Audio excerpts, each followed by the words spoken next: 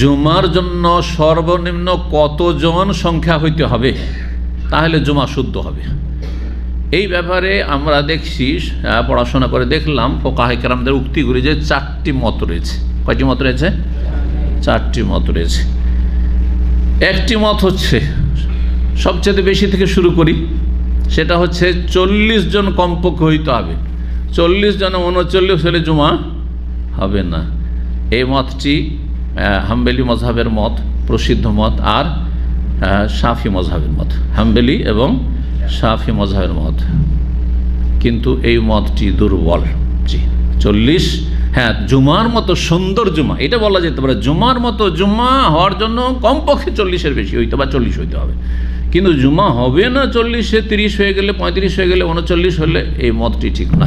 হয়ে গেল কথা। তাহলে যদিও দল ভারী, তাহলে সবসময় দল ভারী হইলে যে সেটাই সহি হবে এই মানহাজ ঠিক নয়। কিন্তু এটা অনেক সময়, কিন্তু সব সময় নয়।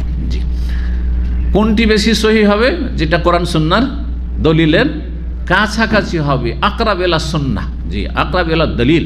জি। 2 নম্বর মত হচ্ছে যে সর্বনিম্ন সংখ্যা 12 জন হইতে হবে। কতজন হইতে হবে? 12 জন। এইটি হচ্ছে ইমাম মালিক রাহমাতুল্লাহ, মালিকি মজহাবের মত, মালিক মজহাবের মত। তাদের দলিল যে নবী সাল্লাল্লাহু আলাইহি সাল্লাম খুতবা দিচ্ছিলেন, আর ওই বাণিজ্যিক কাফেলা এসেছিল, তখন সবাই দৌড় দিয়ে চলে গেছে কেনার জন্য, 12 জন শুধু থেকে গেছিলেন। আরও কিছু আসার রয়েছে, সেগুলো তারা দলিলে পেশ করে যে 12 জন হইতে হবে। তাহলে 12 জনে 10-11 জন দিয়ে হয়, তাহলে তাদের কাছে জুমা হবে না। এই মতটিও ঠিক না।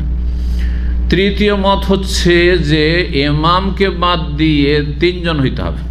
ইমাম বাদ দিয়ে 3 জন হইতে হবে। এই মতটি হানাফি মজহাবে প্রসিদ্ধ। তার মানে টোটাল তাহলে কয়জন হইতে হবে? 4 জন হইতে হবে। কিন্তু হানাফি মজহাবের বড় ইমাম আবু ইউসুফ রাহিমাহুল্লাহ, তিনি বলছেন 4 নম্বর মত তাহলে চলে গেল। হ্যাঁ, 3 নম্বর মত কি বললাম? যে টোটাল 4 জন, ইমাম 1 আর 3 জন মুসল্লি শ্রোতা হইতে হবে খুতবার। 4 জন তাহলে হয়ে গেল। সব ইজতিহাদি কিন্তু এগুলো ফতোয়া। ইমাম আবু ইউসুফ রাহিমাহুল্লাহর চতুর্থ মত হচ্ছে, তিনি বলছেন যে ইমাম ছাড়া 2 জন হইতে হবে। ইমাম ছাড়া 2 জন, ইমাম একজন হইলেন আর 2 জন শ্রোতা। কারণ একজন ইমাম একজন শ্রোতা হয় না। হ্যাঁ, তো বলছেন যে 2 জন শ্রোতা হলেই হবে। তাহলে টোটাল 3 জন। তাহলে যখন জুমাতে দাঁড়াও 2 জন হলে তো পাশে নিয়ে দাঁড়াইতে ইমামকে, কিন্তু 3 জন হয়ে গেলে ইমাম সামনে দাঁড়ালেন জুমাতে, আর পেছন দিকে 2 জন। থেকে এমন যদি কোনো পরিস্থিতি, এই নয় যে আপনি 2 জন 3 জন নিয়ে জুমা কায়েম করবেন, 3 জন নিয়ে, 4 জন নিয়ে, কিন্তু এমন পরিস্থিতি যে কেউ আসেনি, ভয়ভীতির সময়, বালা মুসিবতের সময়, করোনার সময়, যে মসজিদে মাত্র 3 জন, অথবা এমন জায়গায় আছেন যে সেইখানে আর কোনো জনবস্তি নেই, আপনারা আছেন, আর সেখানে স্থায়ী বসবাস করছেন আপনারা, তাহলে জুমা পড়বেন না? হ্যাঁ, 3 জন আছেন, আর কেউ নেই, সব সফরে চলে গেছে। অনেক এলাকা আছে, এত প্রবাসী বেশি, সেই গ্রামে মহিলা ছাড়া পুরুষ খুঁজে পাওয়া যায় না। এরকম খবর শুনেছেন না শোনেন নাই? শুনেছেন শুধু, কিন্তু দেখেননি। আমি দেখিনি, কিন্তু আমাদের ভাইরা বলছেন কেরালাতে এমন এমন গ্রাম আছে যে শুধু মহিলা ছাড়া কোনো পুরুষই খুঁজে পাবেন না। সব আরব দেশে, কারণ ভারতের মধ্যে সবচেয়ে বেশি আরব দেশে, হ্যাঁ, প্রবাসী হচ্ছে ইন্ডিয়া মানে কেরালা। এই জন্য তারা বলে না যে আমি ইন্ডিয়া, কোথায়? কেরালা। জি।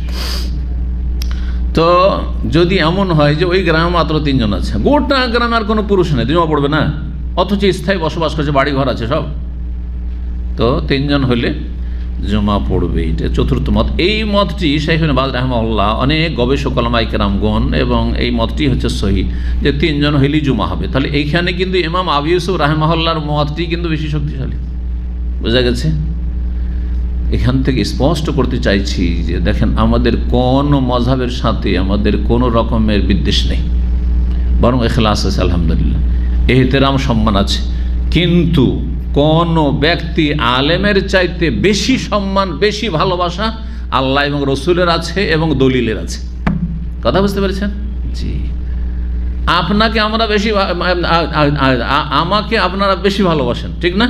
কিন্তু আমার চাইতে বেশি ভালোবাসতে হবে দলিলকে। কথা বুঝছেন না? স্পষ্ট ভাষায় বলছি আমি। আমাকে আপনারা দিনের খাতিরে ভালোবাসছেন।